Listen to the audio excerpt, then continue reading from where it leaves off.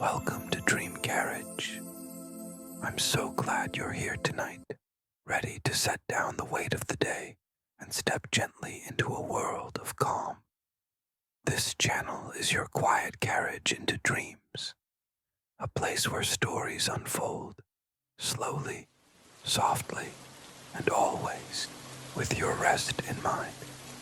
If this is your first visit, I warmly invite you to press subscribe so that each evening a new story will be waiting for you. These tales are meant to be a gentle ritual, a familiar companion that reminds you you are safe, you are cared for, and sleep will come naturally. Tonight's story will take us to a little corner store, the kind of shop that feels as though it has always known your name. Evening has already placed a soft hand upon the street. Windows glow with patient light, sidewalks breathe out their cooling air, and the faint scent of warm bread drifts across the block from the bakery that still lingers in its work. You turn a corner, and there it is, the small store, its painted sign creaking softly as it settles, its brass handle polished by years of friendly palms. This is the place where bells do not ring as alarms, but as greetings, where shelves hold not just goods, but quiet stories, where even the shop's cat has chosen the perfect crate for dreaming. Tonight, as you step inside, you will find not only small treasures to carry home, but also a piece that will carry you gently toward sleep. Before we wander deeper into the little shop, let us first prepare ourselves for the quiet comfort it holds. Take a long, slow breath in through your nose, cool and steady.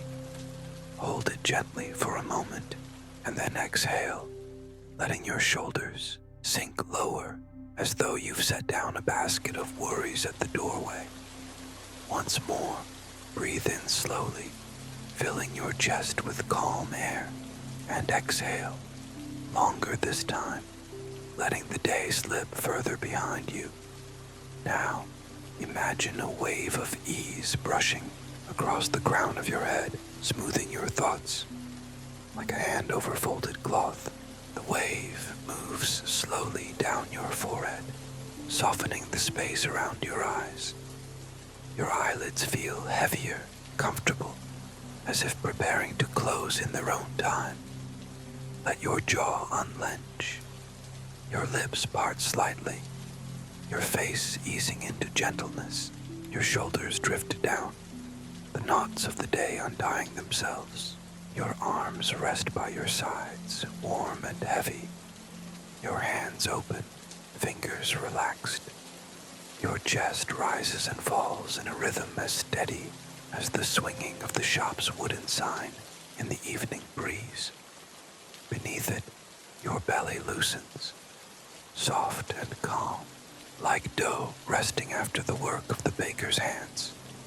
Let that calm flow down into your hips, into your legs, your knees, your calves, until even your feet feel safely anchored, as if planted firmly on the familiar wooden floorboards of the little store. Around you, imagine the shop's gentle quiet, the faint hum of a kettle warming at the back, the soft shuffle of floorboards creaking where they choose, the soothing scent of tea leaves, honey, and bread rising in the air. Each detail is patient, inviting you to slow down, to match the rhythm of a place that has always known how to rest. There is no need to hurry. With every breath, your body softens further, preparing you to step fully into the calm embrace of the corner store. The bell above the door greets you as you step inside, its sound not sharp but kind, as though it has rung countless times only to say, "You are welcome here." The shop is a narrow room, lined with shelves that rise like steady waves on either side. To your left, glass jars catch the lamplight and turn it golden. Inside, tea leaves curl like question marks waiting for answers. Sugar cubes sit in neat rows, each one a little house, wide and square, ready to sweeten a moment. Dried apricots glow with the color of late sunshine, as if they have caught the day and held on to its warmth for you. On your right, tins of biscuits stand proudly, their polished edges reflecting the glow of shaded lamps. Rows of notebooks wait, their covers as blue as dependable skies. Nearby, candles rest in quiet parade, each promising a different story. Forests, kitchens, morning still unspoiled. The wooden floor creaks where it chooses, but never rudely. Some boards speak, others hold their peace. The light inside is layered, the wide front window still carrying the last trace of day. Shaded lamps scattering a soft glow, and a skylight above, where evening light pools before spilling gently into the room. From the back, the faint rattle of a kettle can be heard as it settles onto the hob, a reminder that warmth is always being prepared. On a low shelf near the counter, the shop's cat sleeps deeply, a tabby with a white chin and 4 neat socks. His chosen bed is a wooden fruit crate lined with a folded blanket. The letters on its side spell Pears, faded but still visible. The cat has never minded this name, and so everyone else has learned to call him Mr. Pears. He dreams quietly, one paw twitching as though writing invisible words on the air. You lift a wicker basket, already shaped to the idea of your arm, and begin the gentle wander every shopper here knows. Inside this store, time loosens. Every step feels slower, every glance a kind of discovery, and everything you touch seems to carry its own quiet story. You drift along the aisle, and the shop seems to guide your attention gently, the way a friend might point out little treasures you would have missed. A handwritten sign catches your eye, local honey. Beneath it, another hand has added in smaller letters, bees are dreamers who work with flowers. You smile and lift a small jar from the shelf. It sits heavy in your basket, not with burden, but with the pleasant promise of sweetness measured out over days. Near the front window, a rack of postcards spins quietly, their corners catching the light. Each one is a doorway, a lighthouse on a lonely coast, bicycles leaning against a stone wall, a market stall glowing with peaches. You do not need to travel anywhere. The postcards have traveled enough for you. You choose one showing a cobbled lane at dusk because it looks so much like the lane you have just walked. You imagine sending it to yourself and smiling when it arrives, as if it had come from far away. The bell on the door rings softly, and a neighbor steps inside. They nod at you in the friendly way of those who share a neighborhood, their presence both ordinary and comforting. They move toward the bread shelf, where loaves rest like well-behaved pillows. There are country loaves with flour-dusted crusts, seed loaves speckled with sesame constellations, and a small sourdough round, no larger than the story a parent tells at bedtime. The shopkeeper comes forward then, setting aside the careful counting of tea tins. Their smile is unhurried, warm with the patience of many evenings spent here. Evening, they say, the word balanced and kind.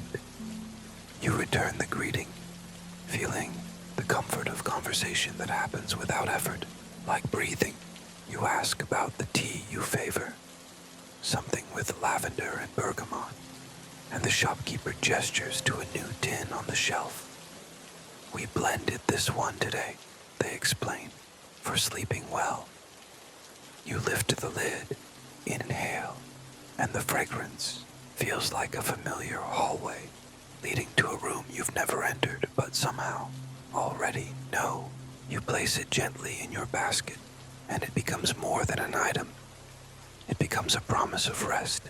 You move toward the cool cabinet, where bottles of milk sit lined in tidy rows, their silver caps gleaming like a row of small moons.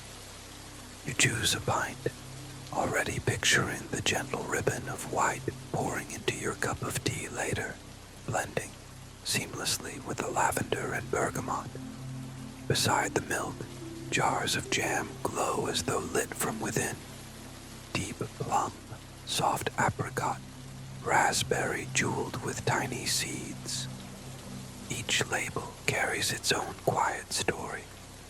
You choose the plum because its label shows a ladder leaning against a tree, and you know that every good jam has a ladder in its past. On a nearby table, a small sign reads, "Try if you like." A sampler plate rests there with careful offerings. Slivers of cheese that taste like rain falling on stone. Squares of chocolate that carry the warmth of an afternoon. Slices of apple that taste like crisp suggestion. You pick up a piece of cheese, and as it melts across your tongue, you feel as though you have shaken hands with a hillside you've never visited, but already know. The shopkeeper notices your expression and nods, smiling. Good, isn't it? You nod in return, because some flavors require acknowledgement more than words. At the back, the tabby cat stirs. Mr. Pears stretches one paw forward, then the other, unfolding himself with the grace of a ship leaving harbor. He considers your basket, your shoes, the air around you, and approves of it all.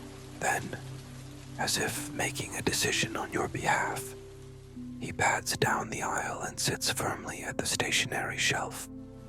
It is his recommendation, and you honor it.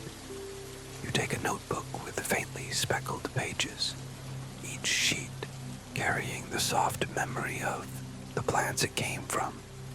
You imagine writing lists with more kindness than usual, or perhaps noting down the names of people you meet, alongside the way their voices felt in the air.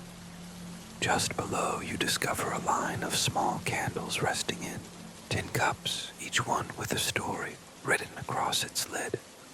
Rain on rooftops, old library, bakery at dawn.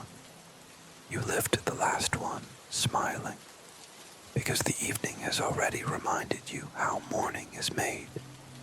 When you open the tin, the scent is gentle and precise, filling your mind with the hush of flour, the warmth of ovens, the patience of rising bread. The bell above the door rings once more, its tone softer now, and an older gentleman steps inside. He greets the shopkeeper with the familiarity of someone who has walked this path for decades. "Just a stamp tonight," he says, and the shopkeeper produces one with ease, along with a few kind words about the tomato plants growing in the community garden. The man smiles in that way people do when the weather and the earth seem to be on their side. Their talk drifts gently, meandering from the price of pears to the best hour for a stroll along the river path. You find yourself listening without meaning to, as if conversation itself has become a quilt stitched together by simple words that warm everyone nearby. Your basket, now filled with honey, jam, milk, tea, and a notebook, feels less like shopping and more like gathering pieces of comfort.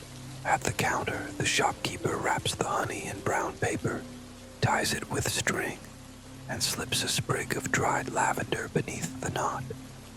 They do this not out of obligation, but because they know you will smile later when you see it again, You do. The coins exchanged make the faintest clink, an ending that also feels like a beginning. As you turn, the cat, Mr. Pears, winds around your ankle, brushing against you in a soft farewell. From somewhere near the door, another neighbor enters, greeting the cat by name. Of course they do. Here, everyone knows him. The evening hums with the sound of belonging. When you step outside, the street has deepened into its true evening self. The lamps glow steadily, humming with quiet patience. The bakery still breathes a little warmth. The laundry whispers of clean cotton, and a small restaurant across the way sets its tables with careful hands. You pause on the step, holding your bag, and breathe in the architecture of the block, the kind that feels designed not of bricks and wood, but of kindness and time. The walk home feels familiar, unhurried, each step a soft rehearsal for rest. The bag in your hand is not heavy. It holds only what you need in the right measure, carrying with it the quiet weight of comfort. At home, you set the bag down gently, as though the evening itself were still inside. The kettle hums softly on the stove, water preparing its own lullaby. You untie the string from the honey, and the sprig of lavender slips free. You place it in a small glass near the sink, where it perfumes the air with a subtle, calming note. You slice the sourdough loaf, toast it lightly, and spread a ribbon of plum jam across its warm surface. The butter yields easily, softening into the bread without effort. Beside it, you brew the lavender and bergamot tea. Steam rises, carrying the quiet orchard of its fragrance toward your face. The cup rests in your hands like a familiar weight, promising warmth and rest. The room, lit by a single lamp, feels older than you are, as if it has always known how to welcome you. You sip slowly, taste lingering sweetness, and think of the corner store, not just as a place, but as a moment where the day met the evening and became gentle. You think of the bell that rang not as a summons, but as permission. You think of her, Mr. Pears, the cat who recommends notebooks and knows when to approve. You light the candle you brought home, bakery at dawn. Its fragrance fills the kitchen with the memory of flour, of patience, of warmth rising quietly in the dark. The small flame dances, nods once, and steadies, as if keeping watch.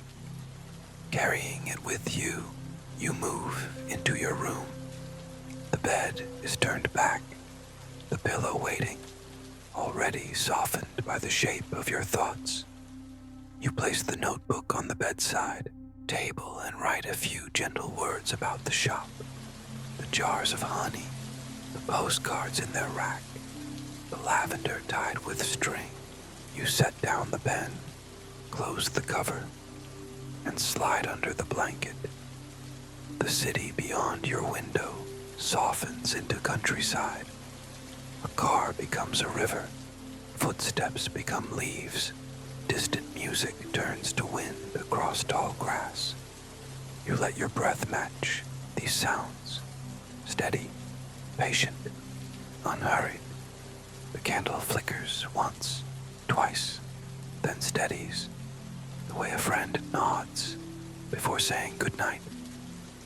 Your eyes grow heavy. The evening rests its hand on your shoulder, and without words, it tells you what you have been waiting to hear. You can rest now, and so you do.